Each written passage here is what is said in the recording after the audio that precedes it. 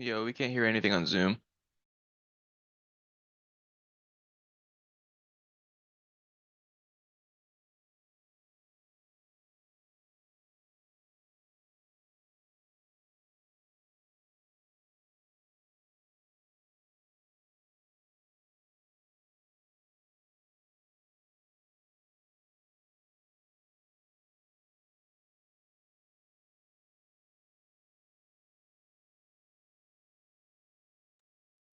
We can't hear anything.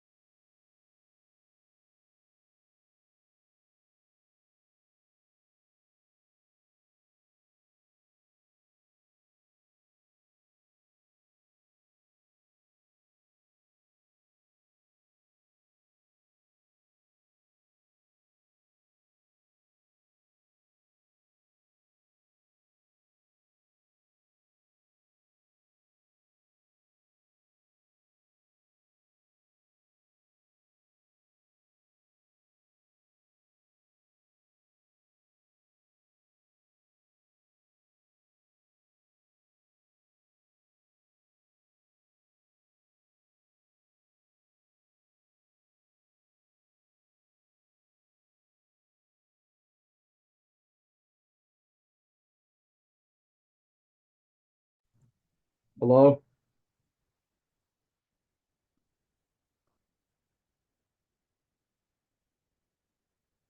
We can't hear anything right now. Well, that's a little bit unfortunate, but you can look at that later. Can you hear me? Yeah, we couldn't hear you this whole time, but it's better Sorry now. about that. We're starting right now. So we have two people from Mandiant, both University of Florida alum, from Mandiant, which is the Google Cloud security sector, recently acquired by Google, and they're going to talk about cybersecurity. I'll pull up your slides, and you can come on and talk more. Okay. Excellent. Well, first of all, thanks so much for attending today. It's really cool for us to be able to come talk to a group of cybersecurity professionals and interested folks. As was mentioned before, I'm an alumnus of the University of Florida. I graduated back around 2002, 2003 timeframe. I ended up getting a undergraduate degree in what was called decision information sciences at the time.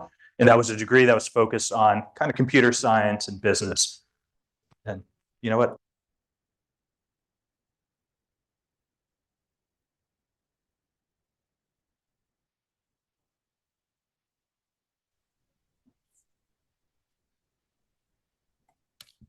Testing, testing.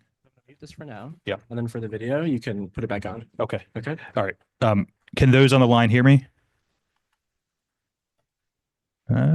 Yes. All right. Perfect. Excellent. So I did my undergraduate degree in decision information sciences. I also did a master's degree at the University of Florida right after I graduated with my undergrad degree. The reason why I got a master's isn't because I wanted a master's. It's because I couldn't find a job.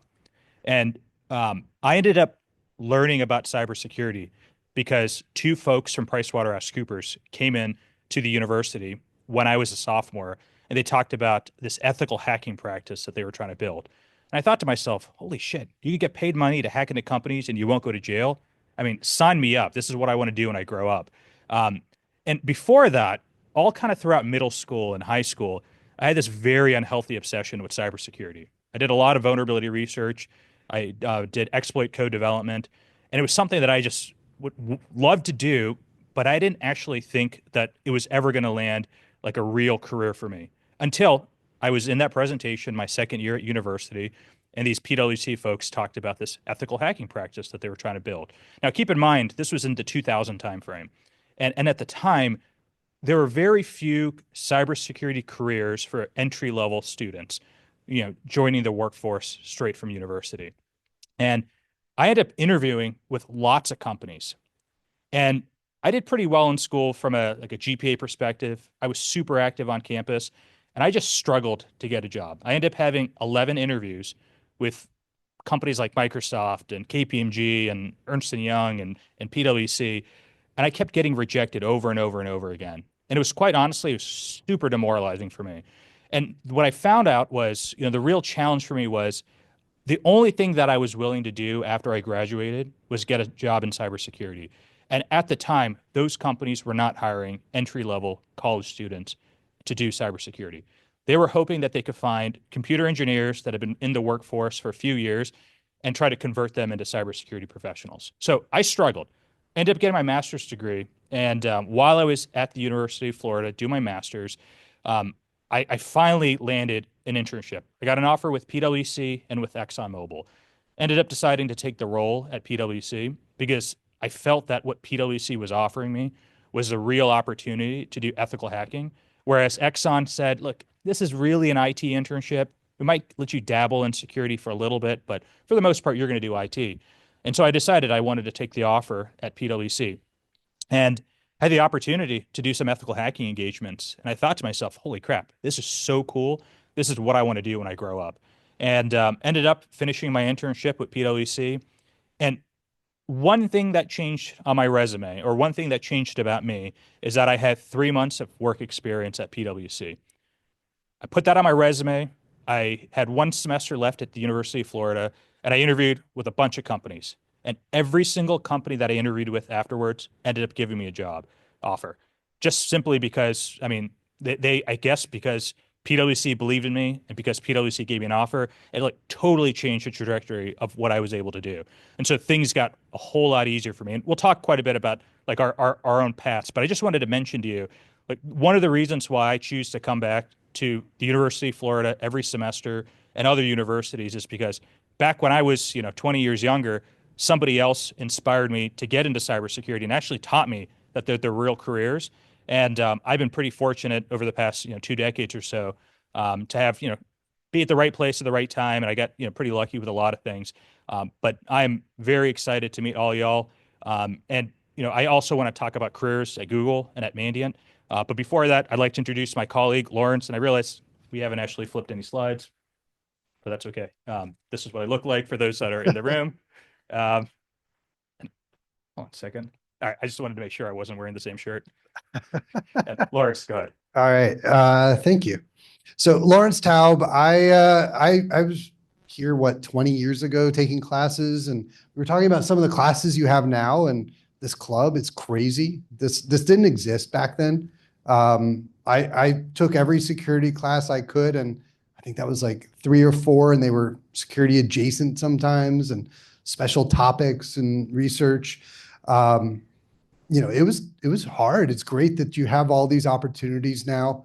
I'm seeing so many people excited to be here and caring is fantastic. So I'm excited and happy that you're here and happy to be here in front of all of you.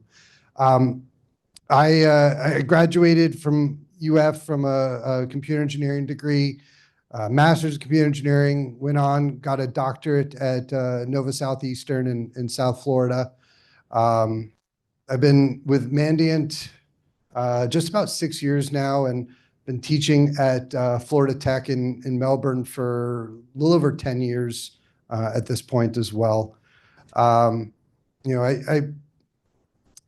I got really excited doing the computer engineering degree, not in the pure computer science aspects of it, but really in the applied. And back then, I was very excited by either AI or security. And I said, you know what? I went to the career fair, said, let me see what jobs are out there. And I think both of those were still really early, right? You go to the career fair today, you probably have people, throwing offers at you because AI or security. They're both pretty hot buzzwords.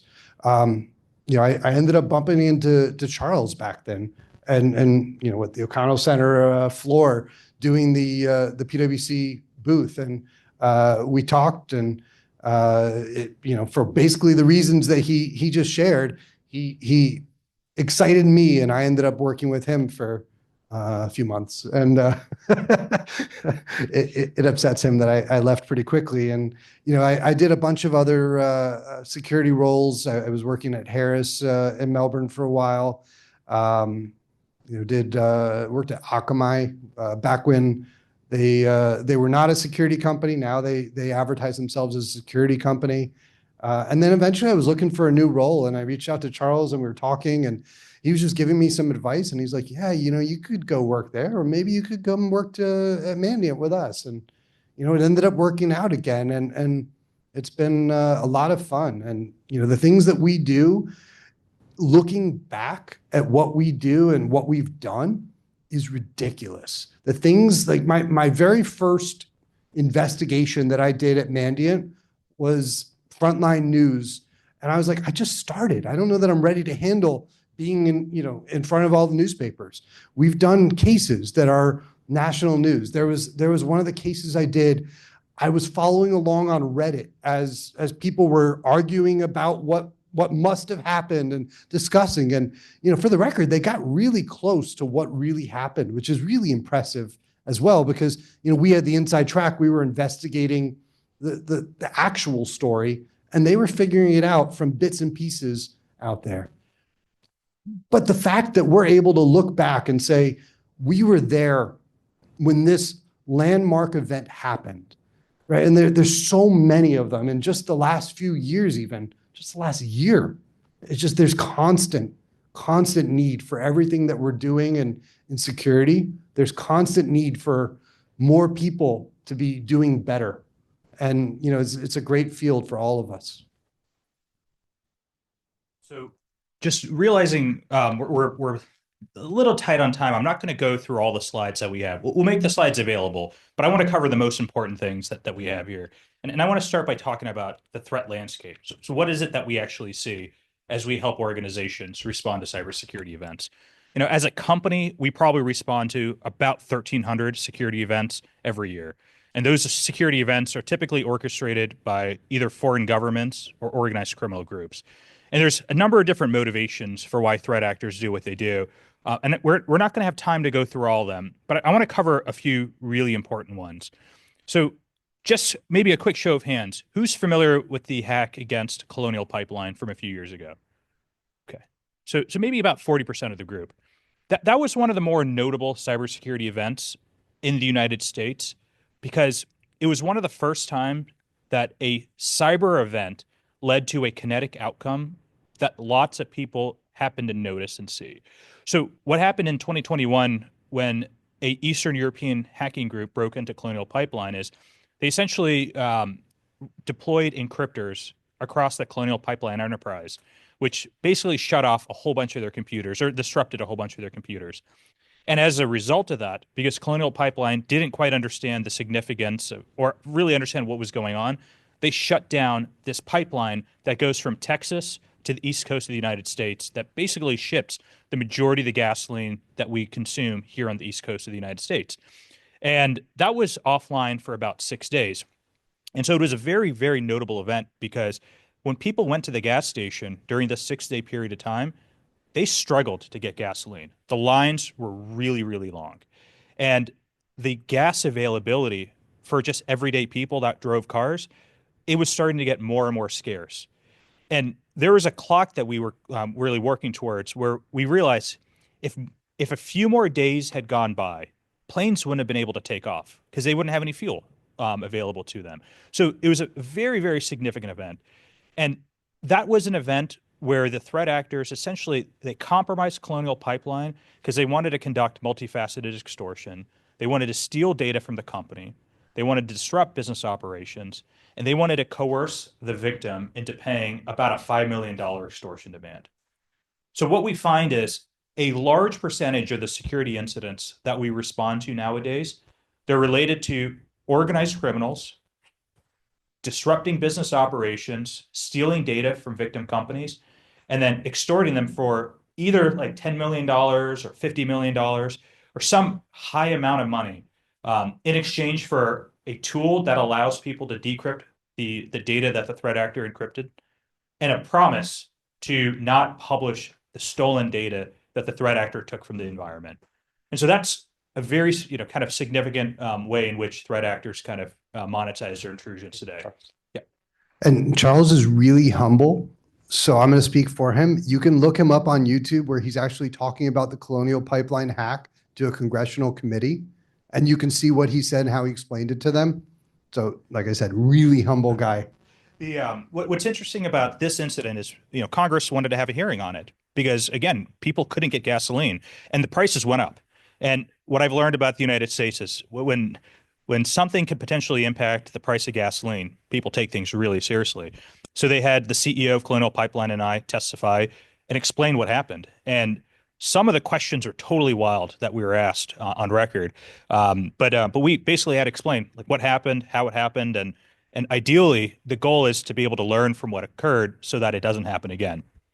I'm going to pause for a second. Can anybody just maybe give me a good example of a public security event that you believe is related to ransomware that's been in the news in maybe the last year or two? And feel free to just raise your hand or just shout it out. Yeah. So possibly. So what you just mentioned is you reference something that's kind of known as the XZ backdoor. And essentially what happened in this situation was somebody malicious had ended up committing code to the XZ code repository that allowed for, kind of inserted a backdoor into the code. It could have been pushed out to a whole lot of, organizations and a whole lot of systems. We're not actually aware of any actual exploitation of that, but it could have been really bad and certainly could have led to ransomware. But that was kind of like it was, we got really lucky that didn't turn into something really bad. Anyone else have an example that could be ransomware? Go ahead. Yep, Krispy Kreme. Yeah, that really bothered a lot of folks. And the headlines were horrible. Yeah. So many puns. Yeah. So yeah, look, most of the security events that you hear about in the news have something to do with ransomware. Because if an Eastern European criminal group or any financially motivated criminal breaks into a company, the number one thing that they want to do is make money. And the easiest way to do that is by disrupting business operations and asking or threatening the company and demanding that they pay north of $1 million. And in our experience, we see companies paying $50 million. Some situations higher, but usually it's a bit under $50 million. I'm going to shift gears to talk about state-sponsored intrusions, because this is probably the next largest category of intrusions that we deal with.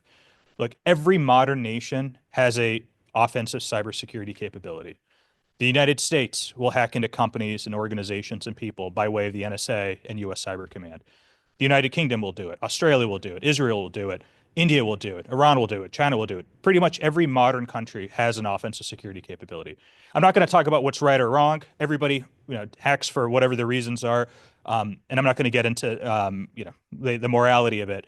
But what I will say is, in the Western world, we tend to deal with a lot of intrusions by foreign governments or foreign government affiliated organizations that break into the United States companies, usually to steal some kind of intellectual property that might help them shortcut a process for developing vaccines. So, for example, during the COVID research time where everybody was racing to find a vaccine, we saw a number of governments break into research institutions and biotech companies and pharma companies and whatnot in the United States and all over the world, basically looking for anything that they could learn to help them accelerate their ability to produce a COVID vaccine. And this will continue, for eternity. But this is a pretty big deal. Just a few months ago, it was announced that pretty much every major telecommunications organization in the United States was compromised by a foreign adversary, such that for certain individuals within the United States, those that use their cell phone to make telephone calls or send text messages, their calls could have been intercepted by a foreign adversary, or their text message history could have been accessed by a foreign adversary. So it's something that we're all constantly dealing with from an espionage perspective. And between multifaceted extortion and state-sponsored intrusions, that's kind of really the bulk of what Mandiant responds to. Again, roughly 1,300 or so security events each year. And by the way, at any point in time, feel free to ask questions and fire away with any questions. Just raise your hand, just in case I don't catch your question. But Lawrence, do you want to quickly talk about the attack lifecycle, how it works, or do you want me to cover it? Yeah, sure. So the attack lifecycle it's a diagram that we use to really help us explain to our clients what happened. And you'll see these bullets at the bottom. Those will vary, but those circles will tend to be the same in every attacker's steps that they perform when they're going into an environment and doing their evil. So they're going to initially do some sort of recon. That may be opportunistic, where they're collecting email addresses and sending phishing. That may be a vulnerability is out there and they're scanning across the internet and seeing where that vulnerability is applicable. 0 days, for example. Then they get their initial foothold. They get that compromise where they gain access to the environment, whether exploiting the vulnerability, a phishing email is successful. Sometimes they're offering money to people at a company to let them in. Give me your credentials to your employer and I'll pay you some Bitcoin. Then they once they gained access, now they're looking to really cement their access, establish that foothold. So how can we get a better position so that we're not going to be kicked out when the person logs off the computer or reboots the computer? So that's going to be installing some sort of backdoor, maybe multiple backdoors, some way in which they know that they're able to access again if that one access door that they found is no longer available. They're going to look to gain additional access. So that's looking for domain admin or steps that may lead to domain admin or equivalent systems. They're going to look around into the environment that they're in and find what's interesting, what's sensitive, what's valuable, what matters to this company that they've suddenly found themselves in the environment for. They're going to look for additional access. Can we find some more passwords or some password hashes? Did the administrator leave a passwords.doc file on their desktop?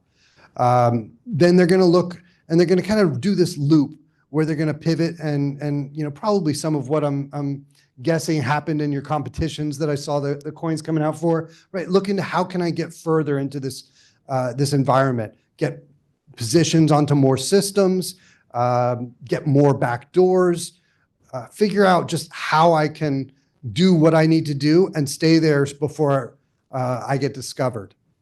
And then when they're ready, they're going to complete that mission.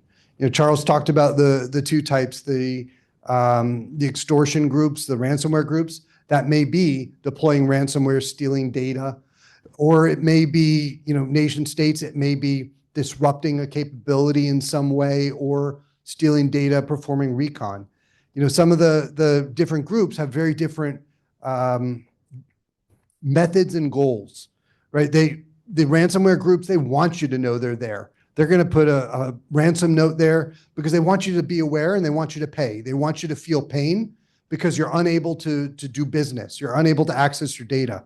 Whereas a lot of the nation states are going to be looking for long-term presence. How can I monitor the activity at the university performing research in an area that we're interested in from our country? And it's a very different completion of the mission. So the bullets at the bottom, those are going to be a little bit different, but we tend to find that those circle items are the same across pretty much every intrusion we come across. Yeah, and in addition to investigating intrusions, I mean, this is the life cycle or the general attack methodology that I'm sure a lot of you all would end up using as you were trying to do enterprise-wide penetration testing at organizations. So let's cover what are some of the most common intrusion vectors that we see as we respond to breaches. Now, I'll start by saying that a lot of times when we say company X was hacked because of X, the X is usually kind of an oversimplification of what actually happened.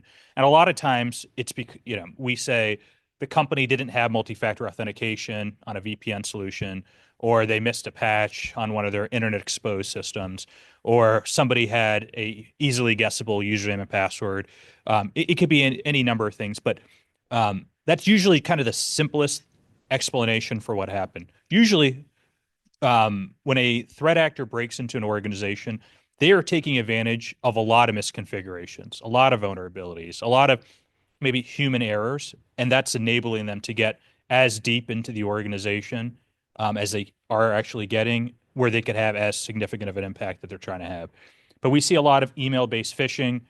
We see credential stuffing and password spraying to get into organizations. We see collaboration amongst threat actors. So maybe one group is focused on getting initial access into a victim. They might send phishing emails to hundreds of thousands of people, hoping that somebody clicks on a link, or perhaps they're just scanning the internet for vulnerabilities that they happen to have exploit code for. So we see a lot of server misconfigurations, things like that. We've got 20 minutes. Yeah. Okay. Perfect. Okay. I'm going to skip through just a few things. So I want to talk about what a ransomware victim shaming site looks like, because I think this helps illustrate what the problem is. So when a threat actor breaks into a company and extorts them, they are essentially coercing a victim or trying to convince somebody to pay an extortion demand of $10 million for a few things. One, they're trying to essentially sell a decryptor to the victim organization so that they could unencrypt all the files that the threat actor encrypted. And you can take a decryptor and you can figure out, does it actually work? So you're kind of paying for something where you kind of know that you're going to get the outcome that you're hoping for. In general, when threat actors sell decryptors, for the most part, they work. They're not necessarily engineered in the most optimized way. So the encryption process may be a whole lot quicker than the decryption process, but ultimately the decryptors work. And the reason why it has to work is because if they sold decryptors that didn't work, they would develop a reputation for not providing positive outcomes to victims. And companies like Mandiant and many other cybersecurity companies will say to the victim, don't ever pay this threat actor because they don't provide positive outcomes, or they don't provide decryptors that actually work. So that's a quick and easy thing that you're able to test, whether the threat actor actually has the ability to decrypt, because you send them sample files that are encrypted, they decrypt it, and they prove to you that they could decrypt it. But I'll get to you in just 1 second. The other thing that you're paying a threat actor for is a promise that they don't take the data that they stole from you and publish it on the internet.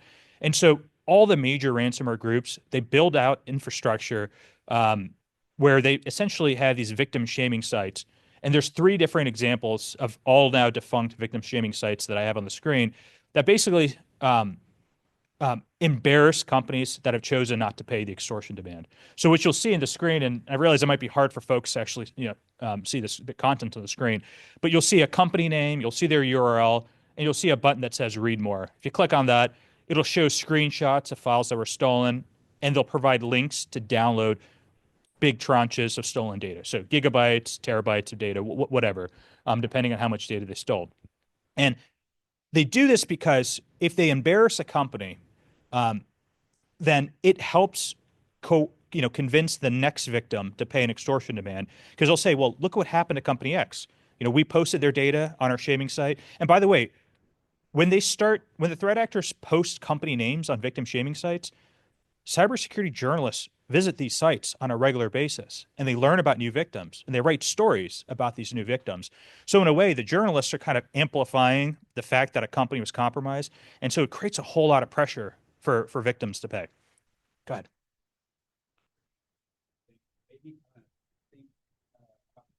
Yeah. So is there ever a time when somebody hires Mandiant to come in the aftermath of ransomware attack and work on it, and you try on it, and you just recommend that they pay? And if so, how often? Yeah. So roughly speaking, about 35% of our enterprise clients that deal with an enterprise-wide security event where there's business disruption across the enterprise, or they've lost very sensitive data, about 30 to 35% of our clients end up paying an extortion demand. So we see, we see hundreds of millions of dollars of payments by our clients to threat actors. And look, you could argue what is that right or wrong, but let me give you some public examples. And I'm not going to argue what's right or wrong. Let me just interject. We will never tell them to pay or not pay. That is not where we want to be positioned. We're going to discuss what might happen if they do pay or don't pay and help them arrive at their decision. We, of course, have personal feelings and opinions, and all of us probably feel the same way about payments. But we understand that these companies have business decisions. They have responsibilities to the shareholders, the public, and so forth. And so these are complex decisions. So we're going to help them arrive at that decision, but we're not going to give them guidance on what they should or should not do.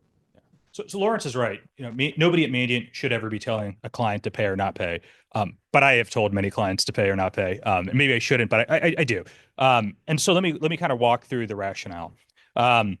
So of our clients that pay, there's usually some argument for a more positive outcome if you pay than if you don't pay. And so let's give some real examples. So imagine that emergency services is offline in some major metropolitan city. So if somebody picks up the phone and they dial 911, they can't get a hold of an operator. So they can't call the police, they can't call an ambulance, they can't call the fire department. So you could potentially deal with the loss of human lives in that situation. In those situations, I've said, hey, there's a lot of things to evaluate. And by the way, this is never an easy discussion. But the question I ask them is, can we accelerate the recovery process for getting emergency services back online if we pay for a decryptor and get the system back online that way? So that's one reason. There's another scenario. So, and this is a public one. Andrew Whitty, the CEO of United Health Group, had to testify before Congress last year about the big hack against Change Healthcare, which was the most expensive, most significant cybersecurity event in history, $2 billion plus in losses. He paid a $22 million extortion demand. He didn't need a decryptor.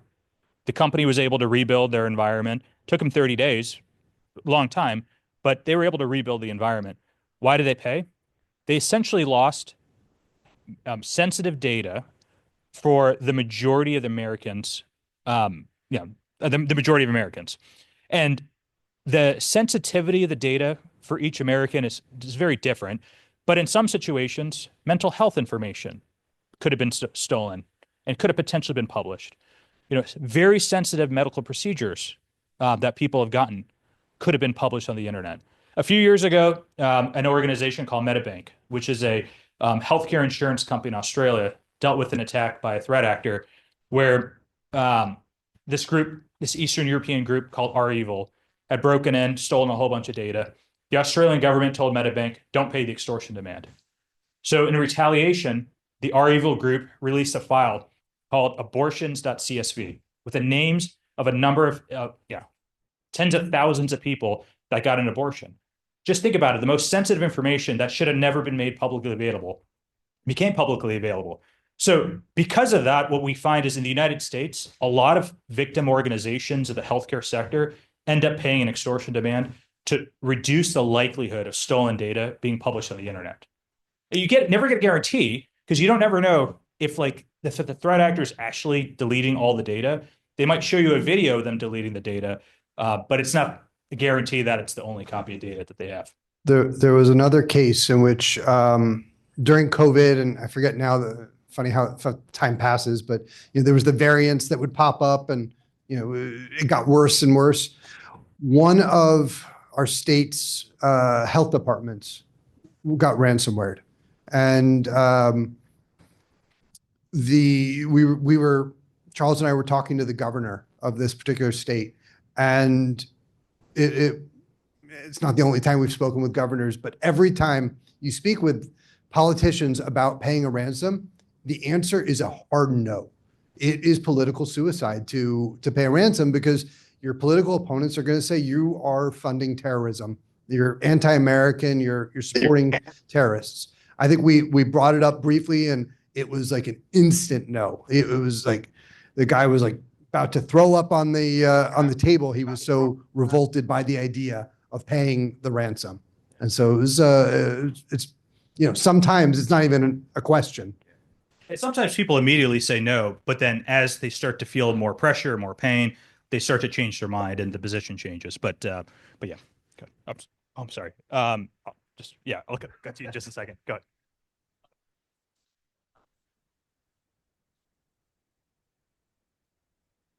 Yeah.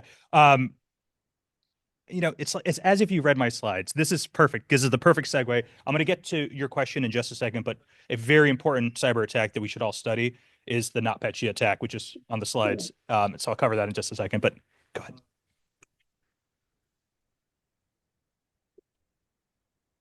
I don't know. Yeah. Is there a reason for the question? No.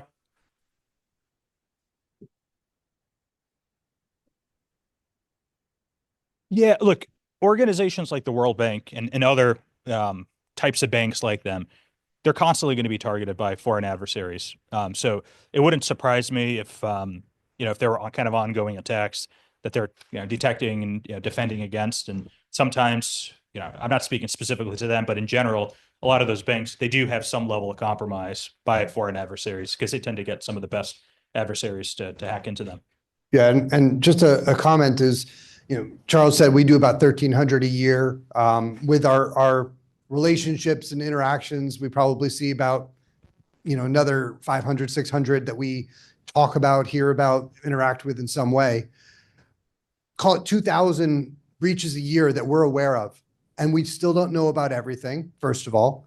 And second of all, many of those are not public. So, maybe that one has happened and we aren't aware. That's entirely possible. There's a lot of incidents that we are aware of that aren't public that likely you've never heard about. And you may have even been impacted, which, it's just, that's why the SEC has introduced new laws requiring public companies to reveal it. So when I think about maybe the top five most, and I'll get to you in just a second, maybe the top five most significant cybersecurity events, NotPetya is on the top five list. And I don't know if it's one or five, but it's somewhere in the top five. So NotPetya is essentially an attack. What's that? Let's hear your top five. Yeah, that's easy for me. Top five would be the SolarWinds software supply chain attack, the Equifax security event, the United Health Group security event, NotPetya, and I'll have to think about the last one. What's the one in the one where the Israelis and the Americans did? Oh yeah, it's Stuxnet. Stuxnet. Yeah. I forget the name. I think of Blaze, which is yeah. So what happened with NotPetya? So basically, 2 years before NotPetya occurred, Russia basically wanted to demonstrate their cyber capability and their ability to disrupt kind of the way of life in Ukraine, as kind of their ongoing geopolitical conflict started to continue to escalate. And so in 2015, in the dead of winter, they hacked into a local energy organization that distributed electricity to people in a certain region in Ukraine. And they essentially flipped the switches and turned the power off so that people could not heat up their homes or have any electricity. They did that again the following year during the December timeframe. So fast forward to June of 2017, they wanted to make a big splash and show a significant amount of impact against Ukraine. And what they ended up doing is they hacked into a company called MEDOC, which is essentially, think of it as like the TurboTax equivalent in Ukraine. So if you do business in Ukraine, you've got to file your tax, or you got to use tax software, and MEDOC was one of the top two tax software companies.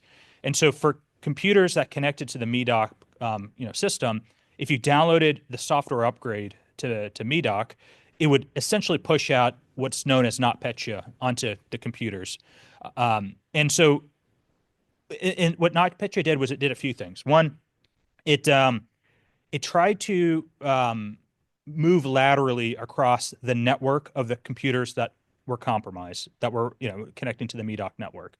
And it did that in two ways. One way is by exploiting a vulnerability called Eternal Blue, which is essentially a vulnerability that the NSA had developed a few years prior. And to some extent, look, they were able to compromise some systems on internal networks by using that exploit code. The other way they were able to move laterally is they ran a tool, or the equivalent of a tool called Mimikatz, which essentially extracted plain text credentials for domain logged in users on computers.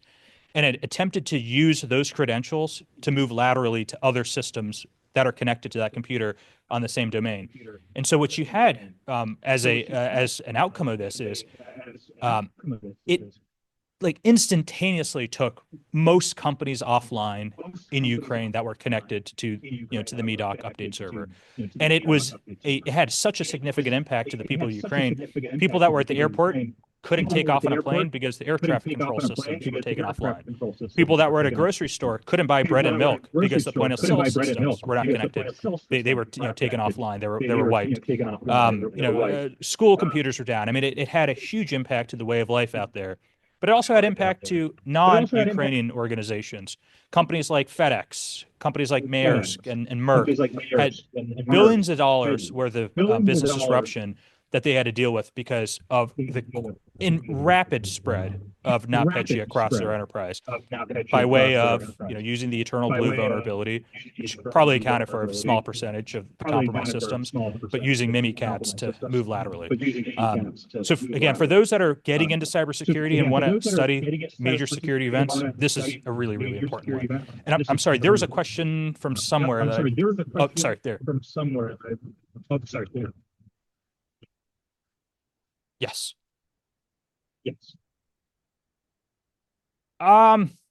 So so adversaries know who Mandiant is. They know who Charles is. Yeah, we're high on their radar because we disrupt a lot of their operations, and we call them out a lot.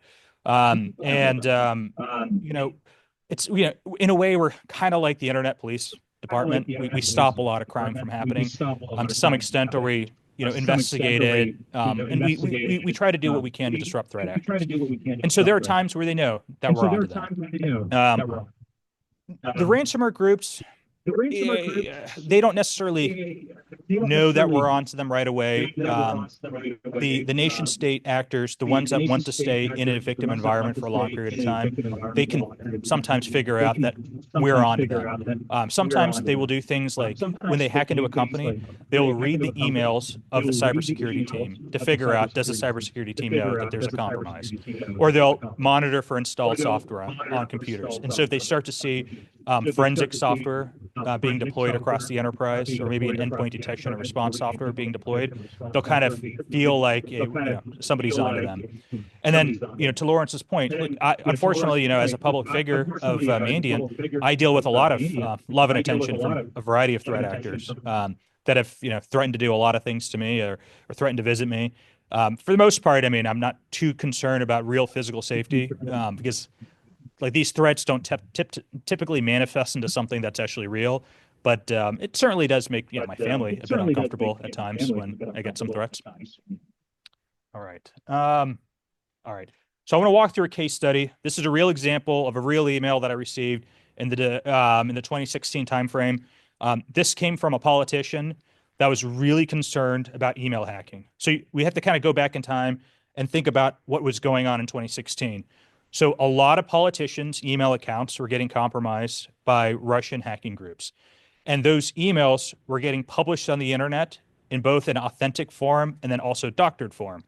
And so it was about 11 o'clock at night on a Friday night. I was at my cousin's wedding reception. And I remember getting a call from a politician saying, I don't know if I just got hacked. I got an email and it's suspicious. I clicked a couple of buttons on my iPhone, but I don't really know if I got compromised. And so, anyways, I said, send me the email. I'll take a look at it, and I'll try to figure out whether or not it's indicative of a compromise of your computer or of your mail account. So, there's a few things that I want to show you all. I guess you take a look at this email. There's probably a few red flags. Number one, there's no, they didn't actually address the name of the politician.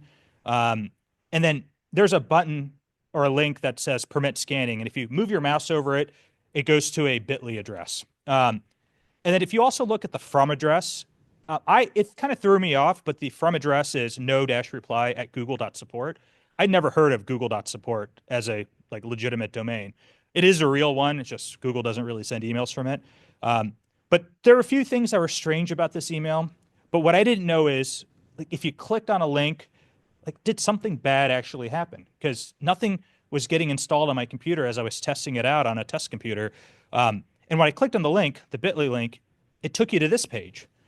And this page is, it's really taking you to accounts.google.com, which is the URL that's used for Google service authentication.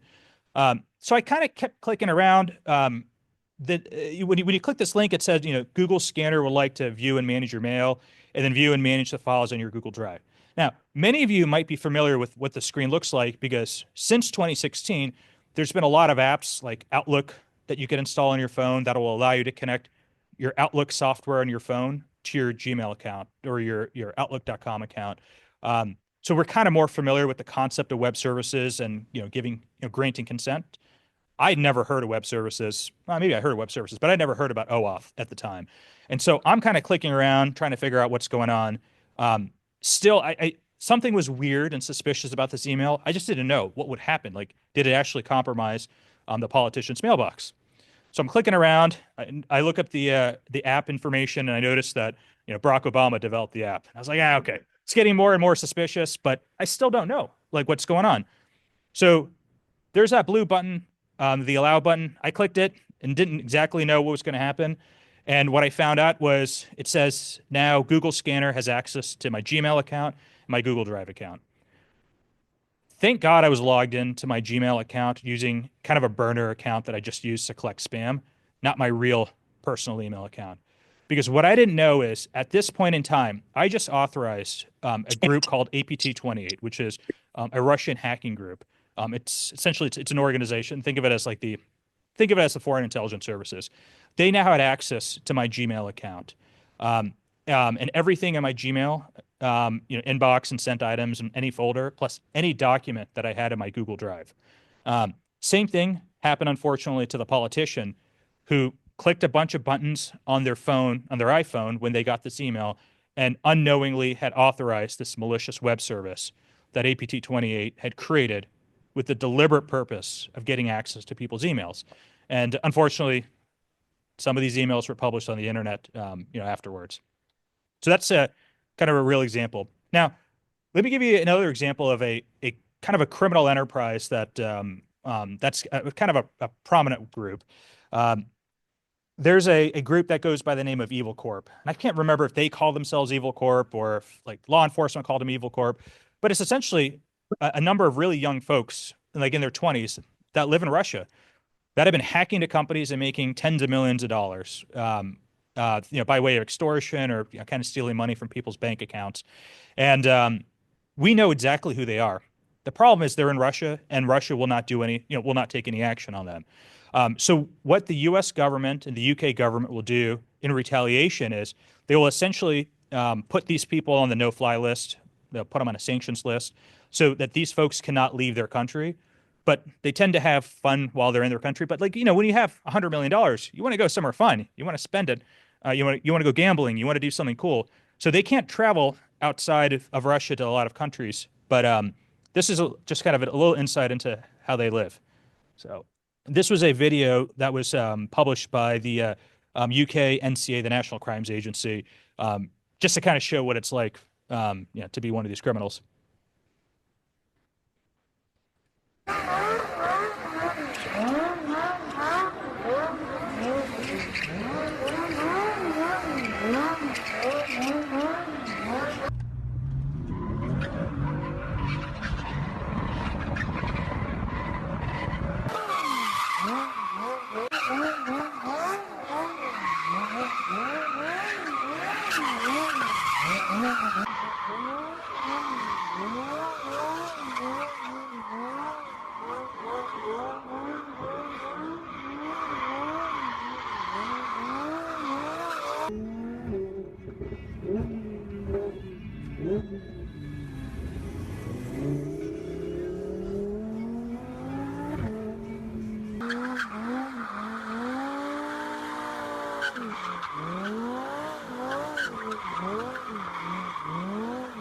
Вид камуфляжа, что вам могу сказать? 200 кэсов улетели на и все вот так вот.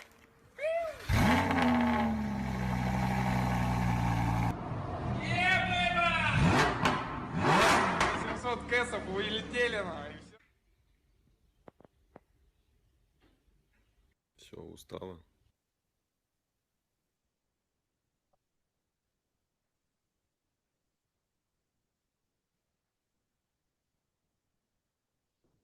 PowerPoint's right there. I think it should be good. Okay. And Charles is recruiting for Evil Corp. Yeah. That's the recruitment video. Yeah. So this is what happens when you drive fancy Lamborghinis. You get put on the FBI's most wanted list. All right. So I know we're a bit short on time. We'll stick around for a bit, but just real quick, easy pop quiz, just for fun. Take a look at this file.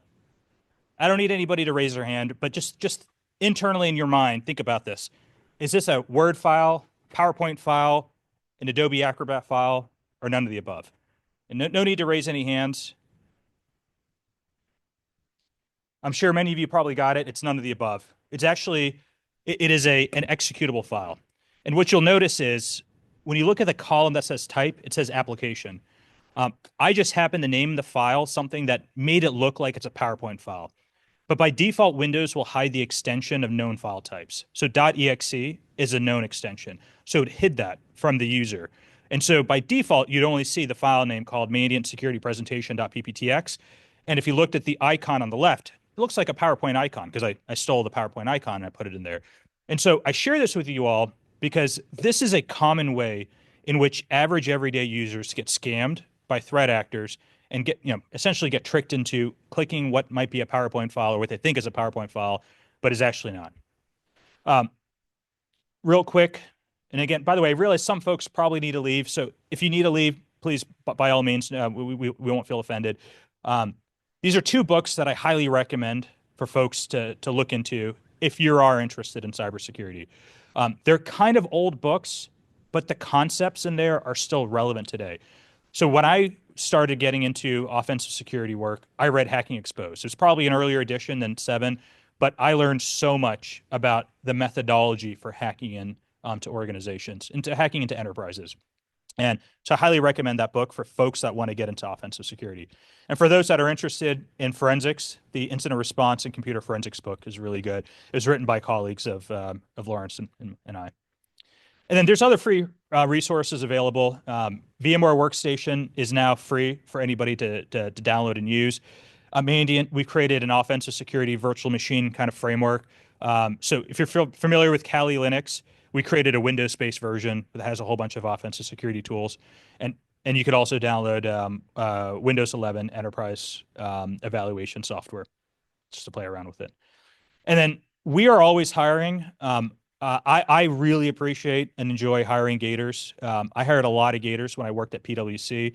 I am struggling a bit hiring Gators at Google right now, just because we're not really finding folks, the right folks that are applying. I'd actually only heard about this group a few months ago, and so I'm stoked that I found out that there's actually like a cybersecurity community and club here. So I'm really hopeful that some of you will consider applying for roles at Mandiant. Right now, we don't have any entry-level roles posted. A few months ago, we've got about 15 internship spots that we're hiring for. I posted that about 3 months ago. We've got all the applications that we're allowed to receive right now, but over time, we'll create more roles, entry-level roles and internship roles. So for those that might be interested in opportunities at Mandiant Google, please consider and apply. And Lawrence and I provide our contact details here. Feel free to reach out to us. If you send us an email, we will respond to any email that we get. Feel free to connect with us on LinkedIn. Bounce ideas off of us. Again, this is really cool for us to have the opportunity to meet you all. So thanks so much for your time, and we will stick around for any questions. But again, if those folks have to leave, but feel free to. And then you are welcome to publish this on your website so folks can read it. So I'll stick around for questions, but thank you so much for your time.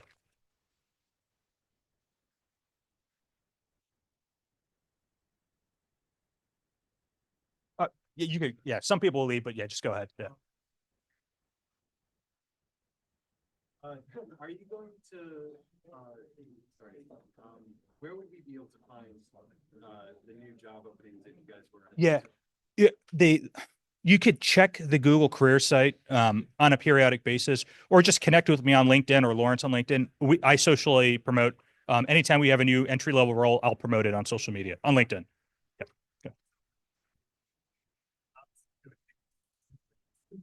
There's a lot of openings that we have for a lot of different teams. So we have incident response roles, offensive security roles, strategic roles, lots of different ones. So I have a question, I guess, about like a more specific thing. Is there any way to deal with a targeted mouse attack on the scale of, say, like a 16 attack on Dyke? Yes. So a lot of different ways. So companies like Akamai, the company that Lawrence used to work at, does a great job of being able to, create, their content distribution networks and kind of consume a lot of that load. Google also has the ability to consume a lot of that load through some of our anti-DDoS protection tools. And then we could do things like, putting reCAPTCHA on a page that might be getting like an application level denial of service attack. So yeah, cool. Absolutely. Yeah. Hey, yes. Exclusively web app based